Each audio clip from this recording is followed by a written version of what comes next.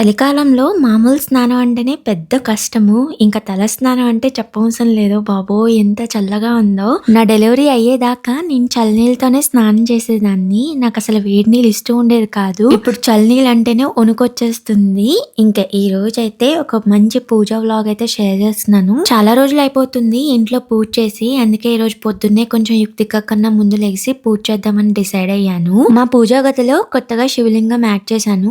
ఇదివరకు ఉండేది కానీ యుక్తిక కింద పడేయడం వల్ల ఇరిగిపోయింది. వెంకటేశ్వర స్వామి పాదాలు చూపిస్తున్నాను కదా, అది మేము పెళ్ళైన తర్వాత చిన్న తిరుపతి వెళ్ళాము. ఏలూరు దగ్గరలో ఉంటది, ద్వారకా తిరుమల అంటారు కదా. అప్పుడు మా ఫ్యామిలీ అంతా వెళ్ళినప్పుడు మా డాడీ నాకు ఈ పాదాలు కొనేసి ఇచ్చి దేవుడి గదిలో పెట్టుకోమన్నారు. అందుకే మీకు చూపిస్తున్నా. ఈవెన్ అగరబత్తులు కూడా కొనేసి ఇచ్చారు, కానీ నేను అంత త్వరగా వెలిగించినది అయిపోద్దని గుర్తుగా ఉంచుకున్నాను. ఇంకా యుక్తిక లేచిన తర్వాత ఇన్స్పెక్షన్ అన్నమాట. నేను లేకుండా నువ్వు ప్రశాంతంగా పూజ చేసుకొని ఉన్నావు అని.